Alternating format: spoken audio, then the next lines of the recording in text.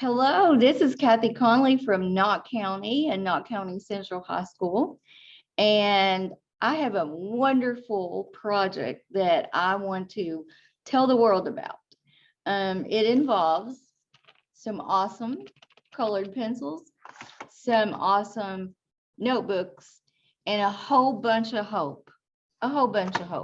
And so our project is called Knott in Color.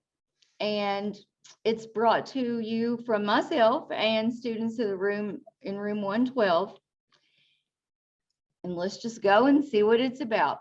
The project summary basically is what that tree symbolizes, is that when we came back this school year, we wanted to do things to unite us within the classroom, us within the school, and then us within a community, because you guys, let's face it, we've been through it.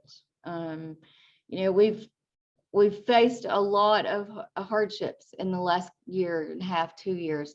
And I just, I talked to the kids and I said, let's do something. Let's do something fun. And so we came up with these objectives. We wanted to bring our school and community together using literacy and art. And who doesn't love art? Who doesn't love coloring, right? And I teach arts and humanities as well as ELA, so that worked out perfectly for me. Then we said, well, what do we want to do with, if we're going to involve community, let's make sure that it's positive and that the activity is going to be therapeutic and helpful, help everybody involved. And so when we talked about the fact that we're going to do coloring within it, we researched and found that coloring, old-fashioned coloring, like, just kind of coloring, is very therapeutic, and it is starting to be used post-pandemic to help people, like the adult coloring books. And so we said, let's do that. And then we really wanted to enhance our self-esteem, mine as well, students and individuals from our county. And then we wanted to create a lasting document to honor our school and community, because we got it going on in Knott County. So before I started, I just gave the students a little, very, very, very small self-evaluation. And it just said, how strongly do you feel about these skills? Interviewing, writing, and creating. And then I had to talk to them about creating artistically. And so they just gave themselves a number. 1 is the lowest and 10 is the highest. I noticed on this chart, no one gave themselves a 10. And for good reason. We all were kind of new at this whole thing. But they said at the beginning, this is how confident they felt with doing this. And so and again, I just put student 1, 2, 3, 4, 5, because I don't want to put student names.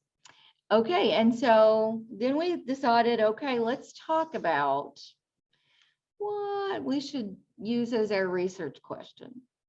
And so we kind of worked together, and I kind of scooped up the edges, and here it is.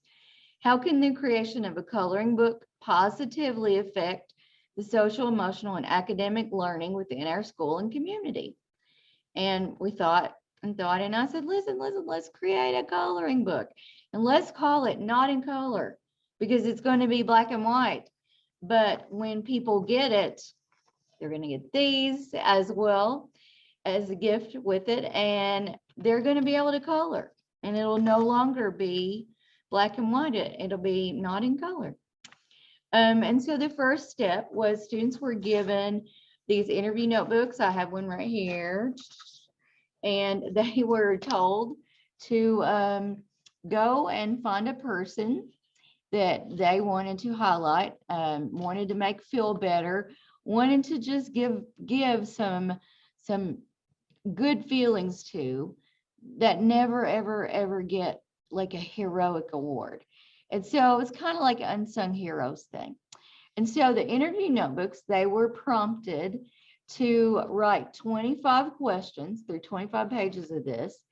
And then the person they interviewed would give a response to those. And the person they interviewed had to talk to them. So it had to be someone that was living. And so they did.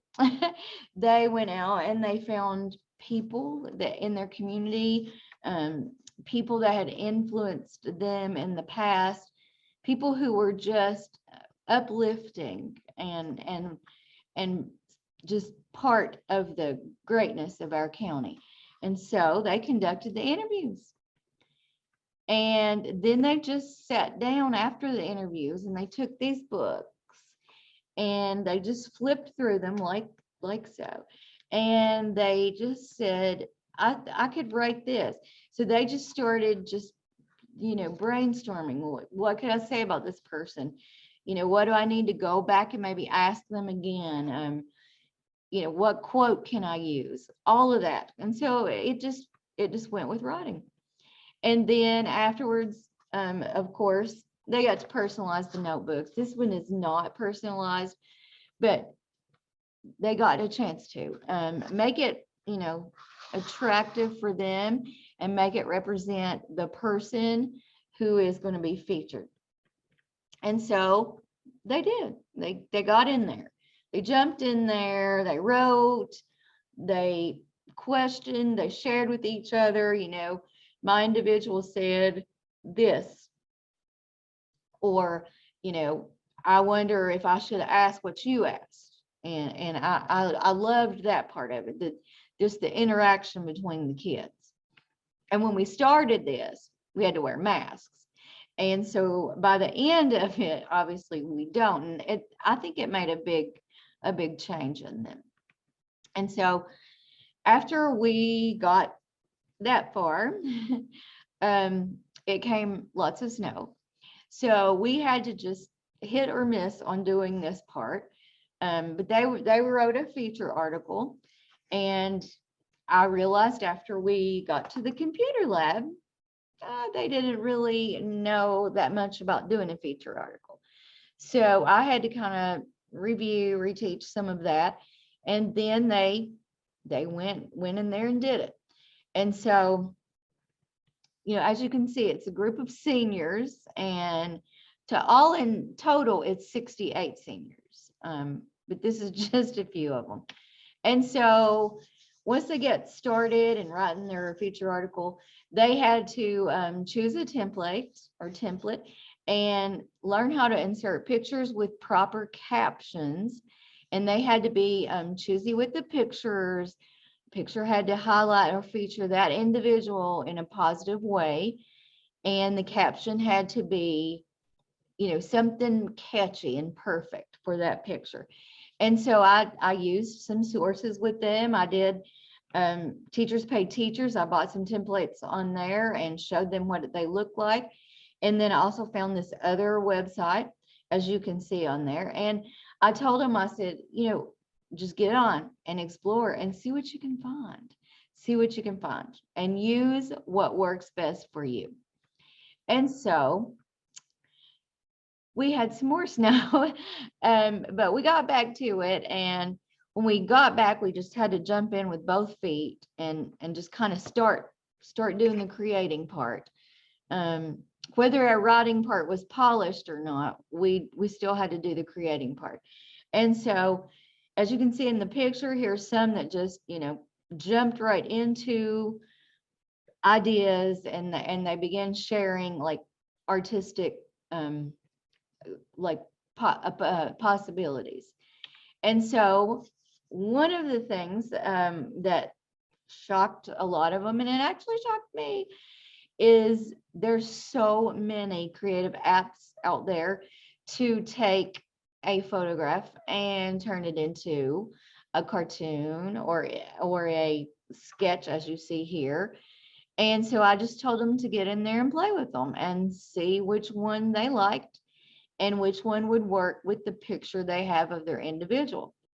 And I mean, I was just shocked. I can't tell you that all of them used all of these, because I'm sure they didn't, And I can't tell you which ones use particular ones, but all of these were available plus more.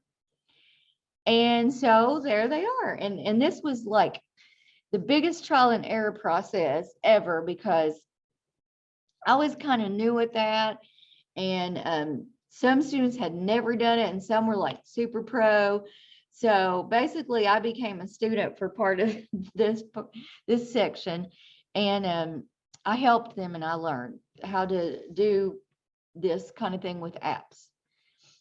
And so afterwards, after like the writing and the interviewing, the writing, and then this artsy thing that we were working on, I gave them a post project like survey. Basically, it's the same one they took at the beginning, just worded a little differently. And as you can see on the graph, it shows the growth from student 1, 2, 3, 4, 5 in categories of interview, writing, and creating. And again, they did self-evaluation. And so, you know, a lot of them, I really love the fact that the create part just kind of grew. And I kind of knew that some of them were more creative than they thought they were. But the part that I really am most satisfied with and impressed is the interview, and the fact that they now have confidence and they want to interview people and they want to be interviewed. So, you know, several have asked, well, let's do something else before the school year ends, you know. And I said, you know, use your skills for anything. All right. And so our final task is in progress. And our final task is going to be to take these feature articles and these sketches and put them together and have a book published by a Knott County printer. And so that's in progress. Like I said, we've had map testing and lots of other things that have interrupted our last few weeks here of the school year. And so that's our end task.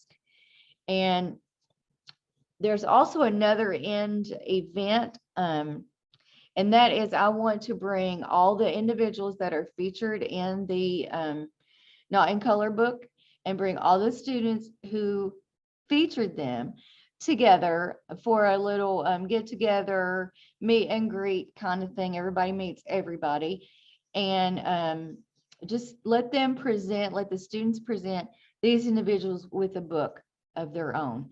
And also they're going to present them with some colored pencils. So that's pretty much it in a nutshell. Once we get the final book put together, front cover, back cover, all of this, I will put pictures on holler.org. And I'm hoping to get interviews of students after they see the book. And so I'll try to put that on there as well.